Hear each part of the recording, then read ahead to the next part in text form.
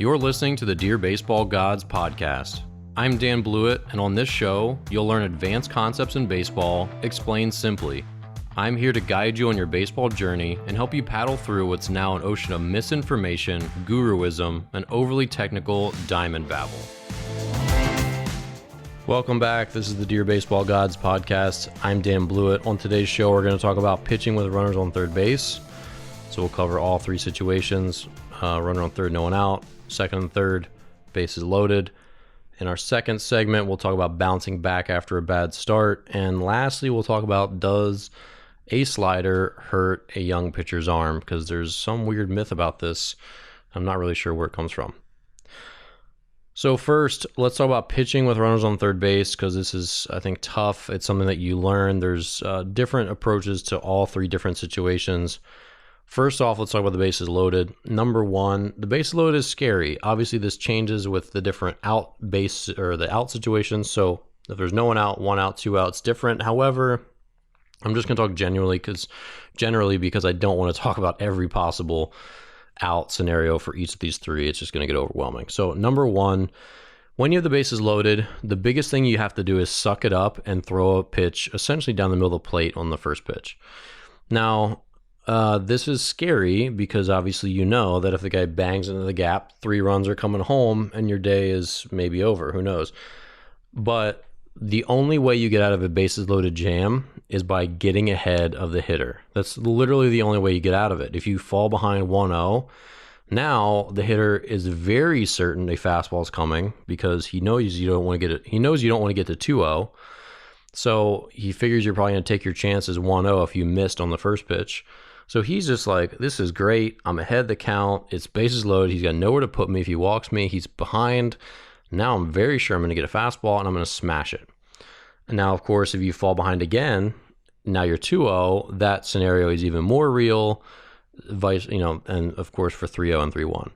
So the number one thing you can do is put your pride and your hope to be like nasty on the mound aside on the first pitch and just have some balls and ram the pitch down the middle of the plate. And obviously it's not going to end up down the middle of the plate most of the time because you're going to miss your spot. Like the odds you throw it exactly down the middle into the mitt on that pitch is slim. So that, middle aimed fastball is going to end up on the outer half or inner third or whatever, but it gives you the most margin for error to get a strike, to start to wriggle your way out of the jam. So if you get ahead 0-1, now you have a chance to get away from the middle of the plate where the damage is going to be done. So you can throw a changeup on the outer half. You can throw a fastball on the outer third.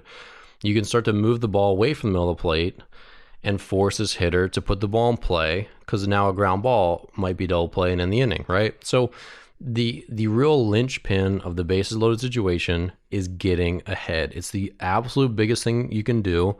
And it's unfortunately the scariest thing to do because fastballs are potentially easier to hit than off-speed stuff, and you got nowhere to put them, and you don't want to see all those runs scored. So you don't want to see the ball go down the middle of the plate. So you really have to fight your fear in your head and say, you know what?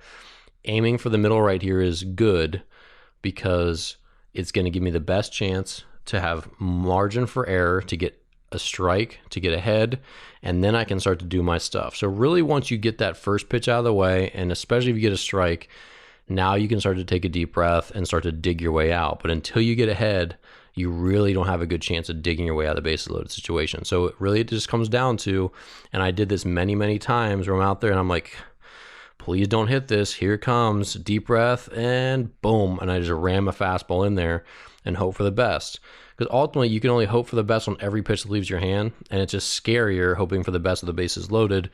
But it really is important to be as middle of the plate as you can to give yourself a chance to get that first strike. Because again, if you don't get the first strike with the bases loaded, things are going to get out of hand quickly. Falling behind is the worst thing you can do.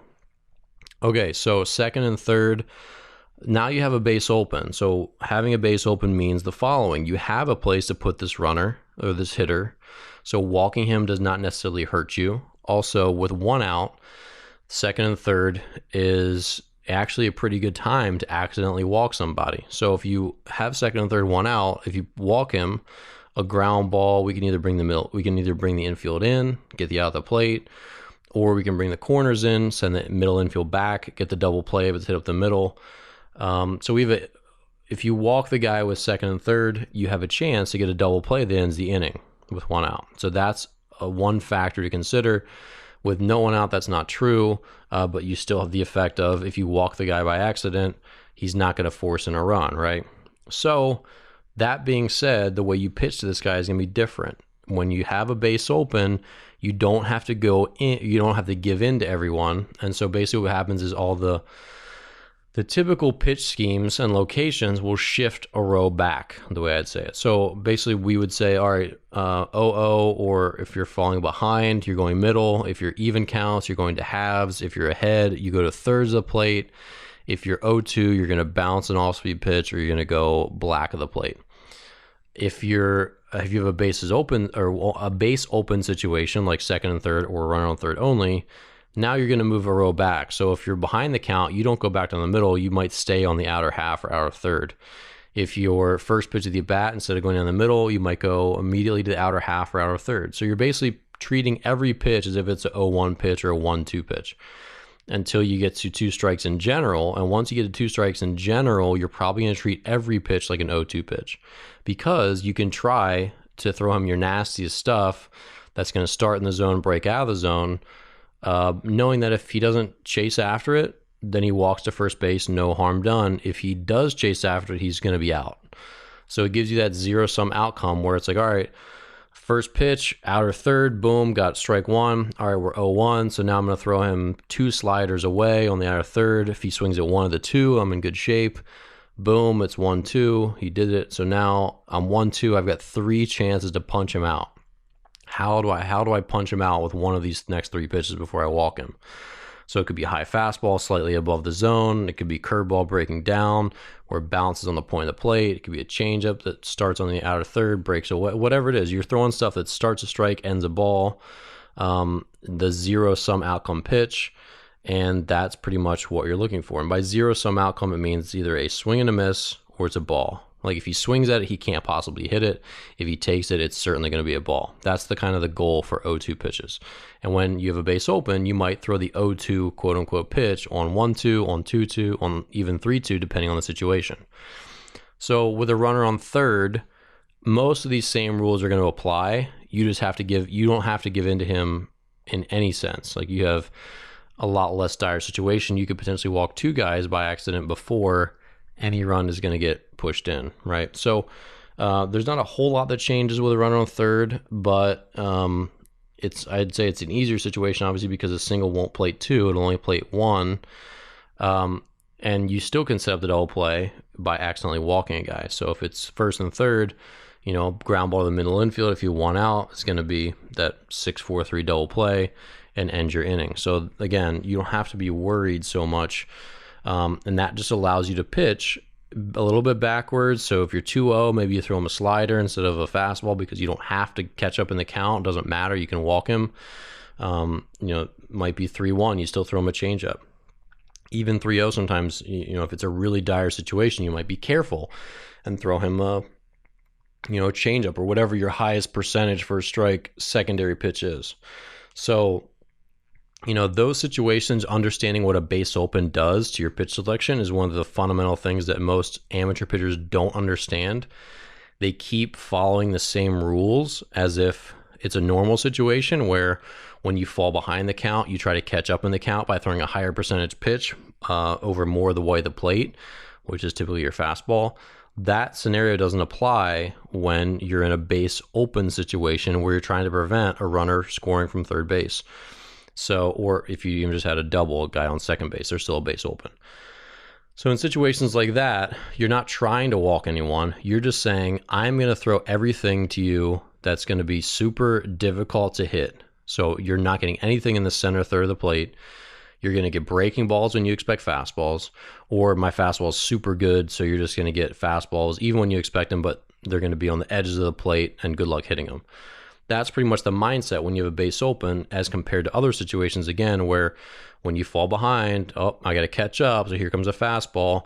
that's not how it works when the game's on the line or when it's a key run on third base, all that sort of stuff. So hopefully this conversation about pitching with runners on third helps, because it's difficult for young players, and strategically there's a lot of things you can do to increase your odds of getting out of it, if you know what those tactics are.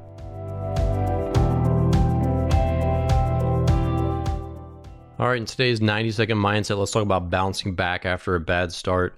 So unfortunately, one of the rough things about being a starting pitcher is obviously when you don't have a good outing, you have a lot of time to ruminate on it. And it can be tough to sit there and wait to try to redeem yourself again. And especially if you have another bad outing, things start to really go downhill quick, because, it's a situation where, your confidence can spiral down and get out of control, where suddenly it's like, all right, this is a pattern and I'm not pitching well. Maybe I'm not good. Maybe I've lost it. Maybe I've lost the feel for this pitch or that pitch. And I wish I had really good advice for this, but really the big thing is just trying to keep on, stick to your routine, put one foot in front of the other, remind yourself that nothing changed just because you had a bad start. Like, you're still the pitcher that you thought you were, and that you really just, things are going to be normal the next time you go out. There's always going to be ups and downs. In an ocean, there's always big waves and big valleys. And that's how a baseball season is. So when you're doing that, when you're going through your season, you're going through the ups and downs, and you have a bad start, and you have to ruminate on it. That's just a part of the game. And so you get better at, again, sticking to your routine, just getting your work in, like not panicking, finding things to distract you, have some fun, have a social life, go through all the good motions to keep yourself from thinking about it too much. And then next time it's business as usual, and hopefully you have a good start. All right, now's time for our listener Q&A portion of the show. If you have a question you'd like answered on the show, please email a voice recording to hello@danblewett.com.